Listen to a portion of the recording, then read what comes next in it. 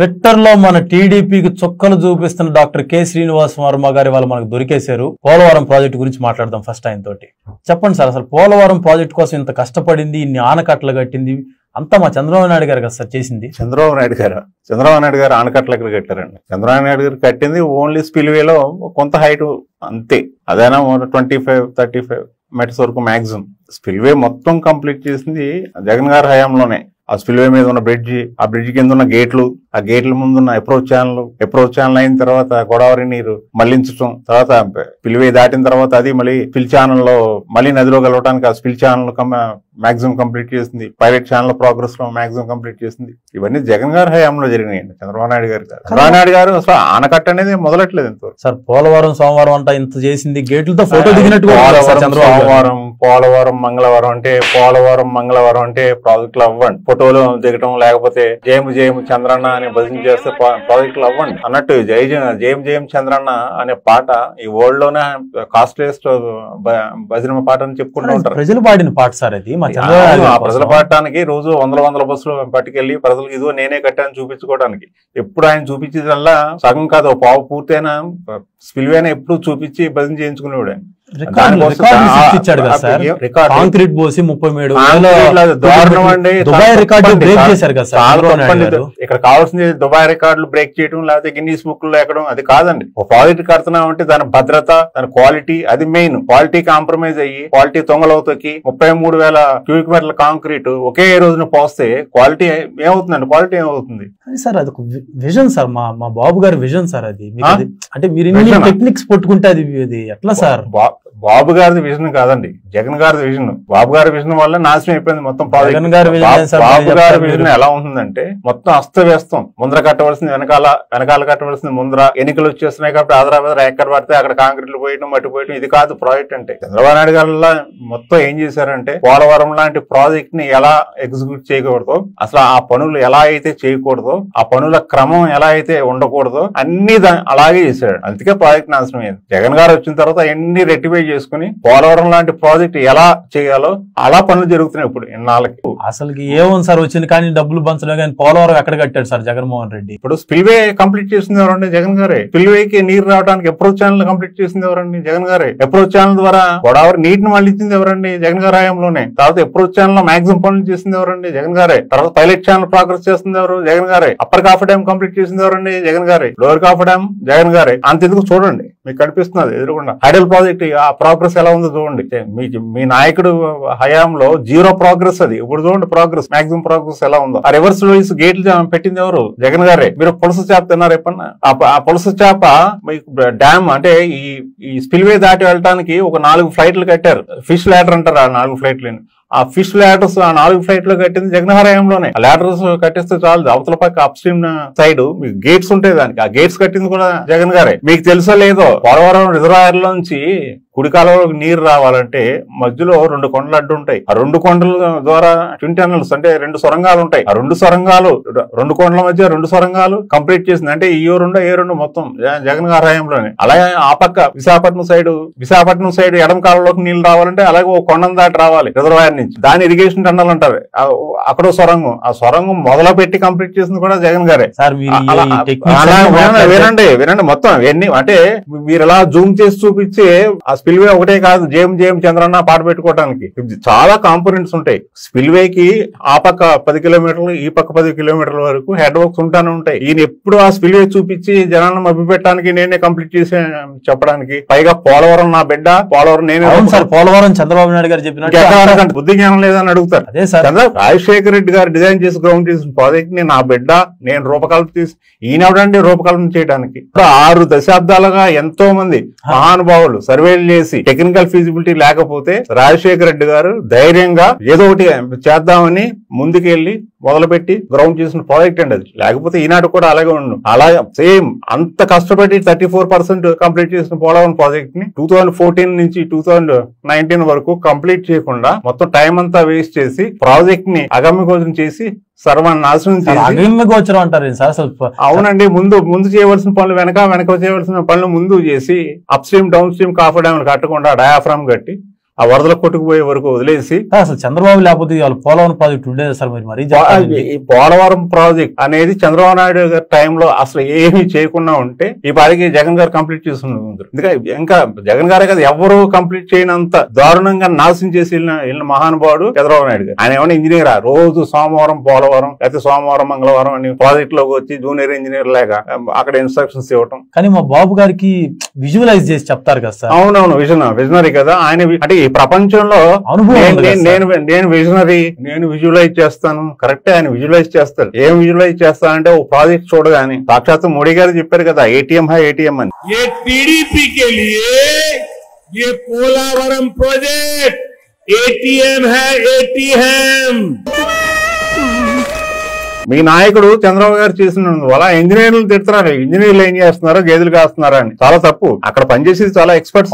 కరెక్టే కదా సార్, ఇంజనీర్లు సరిగ్గా చేసి ఉంటారు. కానీ మా చంద్రబాబు నాయుడు గారు అయితే కరెక్ట్ గానే సలహాలు ఇచ్చి ఉంటాడు కదా సార్. మా చంద్రబాబు నాయుడు గారు అయితే కరెక్ట్ గానే సలహాలు ఇచ్చి ఉంటాడు కదా సార్. ఎవరికి కావాలని సలహాలు? ఆయన ఏమైనా ఇంజనీరా? టెక్నికల్ ఇదేమైనా ఉందా? ఆయన ఒకసారి చెప్పాడు కానీ ఆయన నేను పిహెచ్డి చేసి ఎంఫిల్ పాస్ అయ్యాడు. అది ఆయన నాలెడ్జ్.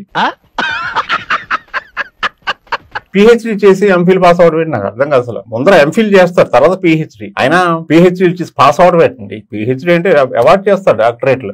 అంత నాలెడ్జ్ గల ఆయన టెక్నికల్. ప్రపంచంలోనే ఒక వండర్ పోలవరం ప్రాజెక్ట్ అనేది 50 lakh క్యూసెక్స్ డిశ్చార్జ్ తో కడుతున్న ప్రాజెక్ట్ అది. అలాంటి ప్రాజెక్ట్ లో ఇంజనీర్స్ మాటలు వినకుండా ఎప్పటికప్పుడు సెంట్రల్ ఏజెన్సీస్ ఒకటి కాదు, సిడబ్ల్యూసీ ఉంది, పీపీఏ ఉంది, ఇంకా చాలా ఉన్నాయి, ఐఐటీస్ ఉన్నాయి. అన్ని వీళ్ళందరినీ బేఖాతరు చేస్తూ ఆయన మీ నాయకుడు ఆడిందే ఆటగా సాగింది 5 సంవత్సరాలు.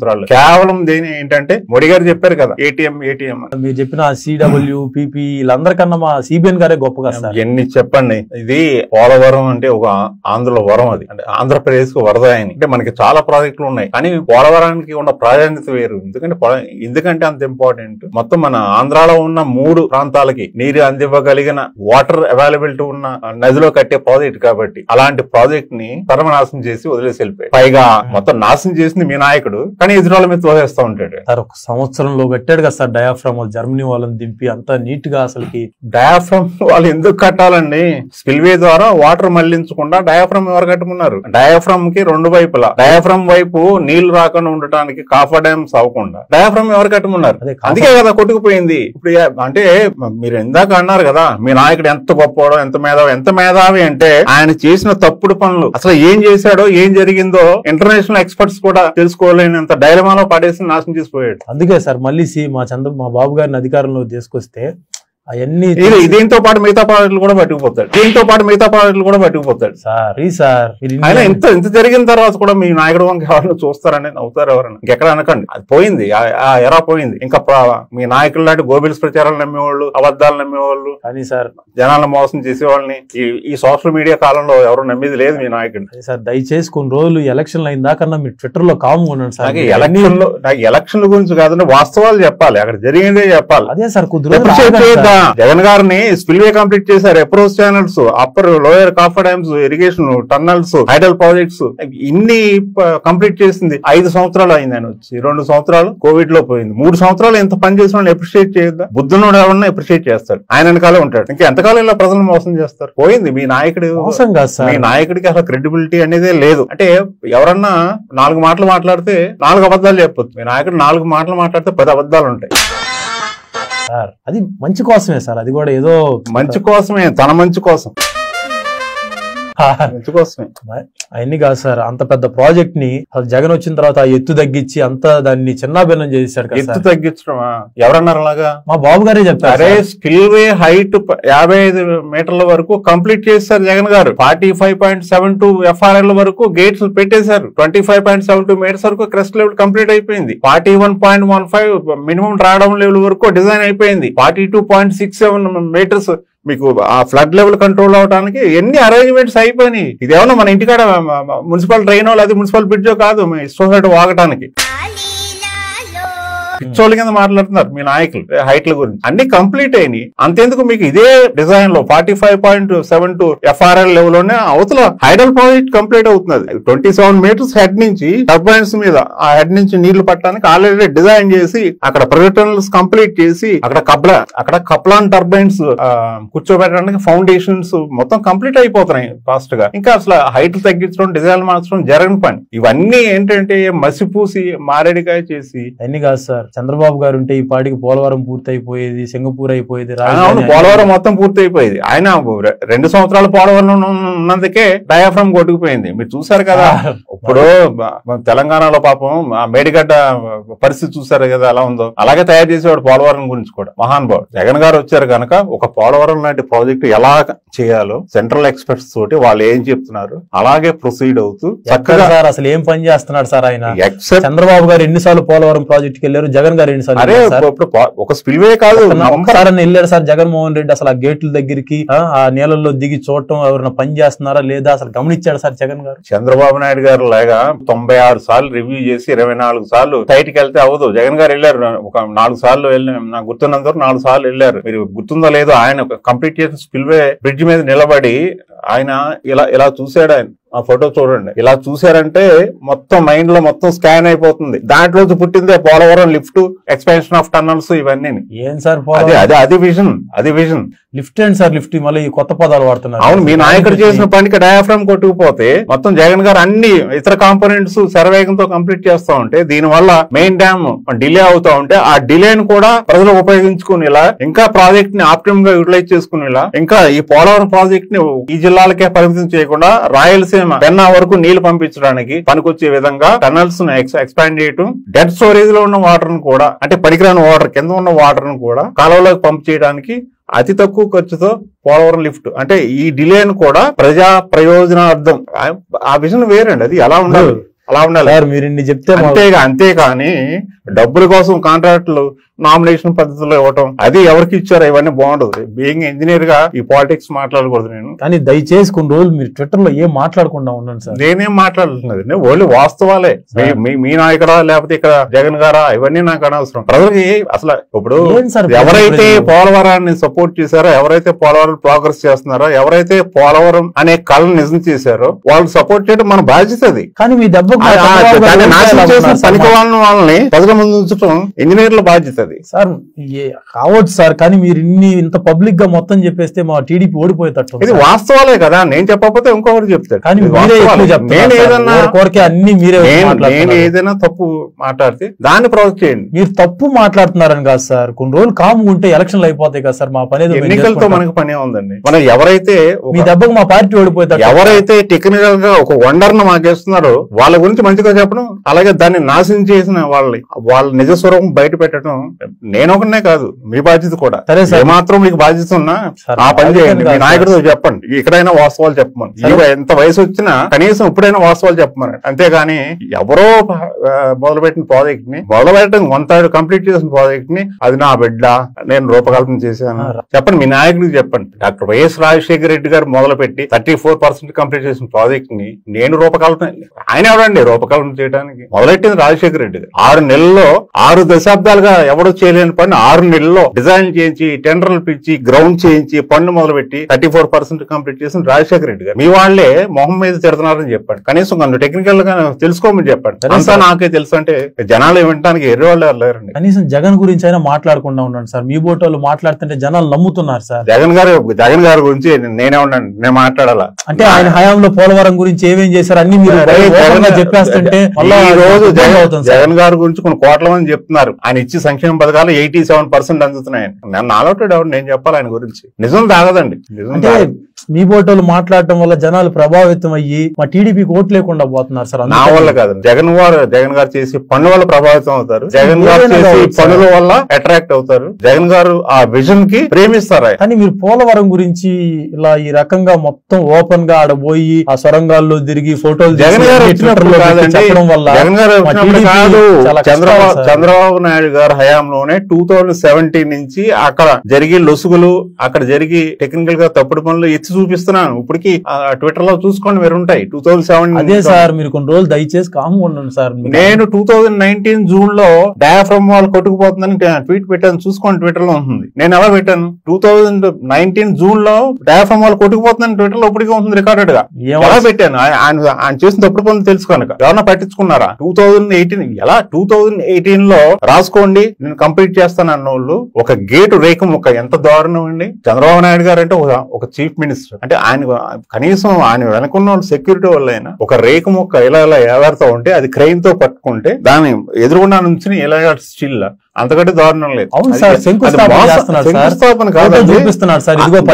గేట్స్ పెట్టేసాం, గేట్స్ మొదలైందన్నారు. ఆ గేట్స్ పెట్టడం అంటే ఒక్కొక్క గేటు 300-400 టన్నులు బరువు అండి. అది దాన్ని ఫ్యాబ్రికేట్ చేయాలి, దాని హైడ్రాలిక్ పంప్స్ ఉండాలి, హైడ్రాలిక్ లిఫ్టింగ్ కనుక ఏమి లేకుండా ఒక రేఖ ముక్క, అది కూడా 48 బేస్ లో ఒకటి పెట్టుకుని కంప్లీట్ చేసాం అని చెప్పుకునేంత దౌర్భాగ్యకరమైన నాయకుడు మీ నాయకుడు అనకూడదు. దాని పెద్ద అంత దారుణం. అలాంటి ఇంజనీర్లకి, ఇరిగేషన్ మీద ప్రేమ ఉన్న వాళ్ళకి అసహ్యంగా ఉంటుంది ఇలాంటి కబుర్లు.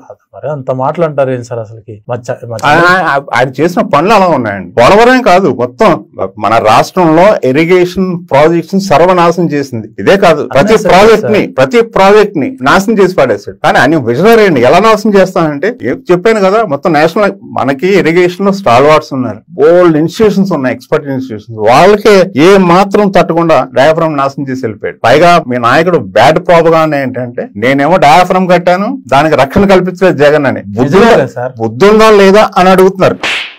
ఎందుకు అడుగుతున్నారంటే, అలాగా జగన్ గారు వచ్చింది May 30th 2019 లో అయితే జూలైలో కొట్టుకుపోతే, అప్పటికి అసలు అప్పర్ కాఫర్ డ్యామ్ కంప్లీట్ అవ్వకపోతే, అప్పర్ కాఫర్ డ్యామ్ ఆ గ్యాప్స్ టేకప్ చేస్తానంటే డైవర్షన్ ఇంకా కంప్లీట్ చేయలేదు కనుక మీరు టేకప్ చేయకుండానే PPA ఆర్డర్స్ ఇస్తే ఎలా చేస్తారండి? అంటే మీరు అన్నారు ఇలా నిజాలు చెప్పొద్దని. ఈ నిజాలు సామాన్యులకు తెలియదు కనుక ఏవైనా నమ్మేస్తారని అంతా జగన్ గారు మీద తోసేయడం. అక్కడ చేసిందంతా జగన్ గారు, నాశనం చేసిందేమో చంద్రబాబు నాయుడు గారు. ఇలా బ్యాడ్ ప్రాపగాండా, గోబిల్స్ ప్రాపగాండాతో పాపం ఏమో జగన్ గారు ఎక్కువ మాట్లాడలేదు.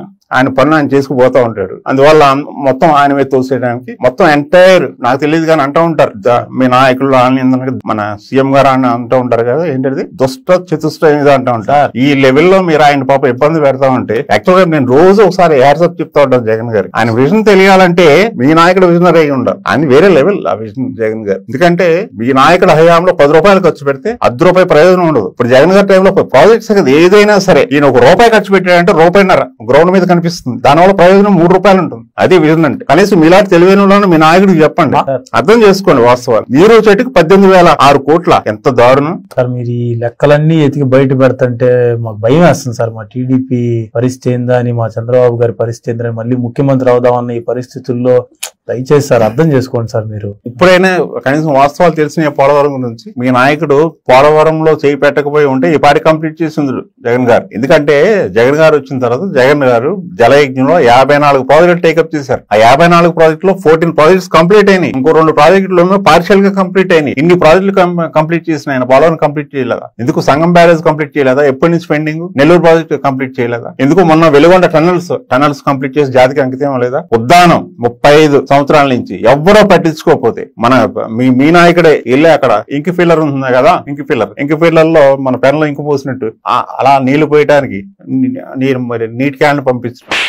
ఇప్పుడు జగన్ గారు ఏం చేశారు? శాశ్వత పరిష్కారం ఉందానండి 750 crores పట్టి హేర మండలంలో ఆ స్ట్రక్చర్స్ చూసారా? చాలాసార్లు పెట్టారు, మీరు చూసే ఉంటారు. ఆ స్ట్రక్చర్స్ చూడండి. జగన్ గారు ఏంటంటే అంత మ్యాసివ్ గా ఉంటుంది, పర్మనెంట్ సొల్యూషన్ ఉంటుంది, పర్ఫెక్ట్ గా ఉంటుంది. వాళ్ళకి ఏం కావాలో కంప్లీట్ గా స్టడీ చేసి, రీసెర్చ్ చేసి ఇంప్లిమెంట్ చేసే నాయకుడు జగన్ గారు. మీరు మా దారిలోకి వచ్చేటట్టు లేరు సార్. ఇంకా మమ్మల్ని మీ దారిలో తీసుకుపోతున్నారు. ఇవన్నీ మీరు వాస్తవం ఎటు సైడ్ ఉందో, ప్రజలకి ఎవరైతే మంచి చేస్తున్నారో, ఎలాంటి ఒక బహుళార్థ సాధక ప్రాజెక్టులని ఎలా అయితే నిర్మించాలో అదే రూట్ లో వెళ్తున్న వాళ్ళకి మీలాంటి వాళ్ళు సపోర్ట్ చేయాలి. అంతేకాని ఇంకా జీవితాంతం ప్రతిరోజు గ్లోబల్ ప్రాపగాండాతో వెళ్దామంటే ఈ రోజు ఇదివరకు రోజులు కాదు. ఇది సోషల్ మీడియా వచ్చిన తర్వాత ప్రతి ఒక్కరికి ఎక్కడో అరకులో ఉన్న గిరిజనులకు కూడా వాస్తవాలు తెలుస్తున్నాయి. ఇంకా మీ నాయకుడి కాలం చెల్లింది. ఇప్పుడు ఎవరైతే ప్రజలకు పనులు చేస్తారో, శాశ్వత పరిష్కారాలు చూపిస్తారో, వాళ్ళ వెంటే ప్రజలు నడుస్తారు. రైట్, ఇదండి వాళ్ళ ప్రాజెక్ట్. మరో ప్రాజెక్ట్ తో ఇదే మన శ్రీనివాస్ వర్మ సార్ తోటి మళ్ళీ కలుద్దాం. See you all.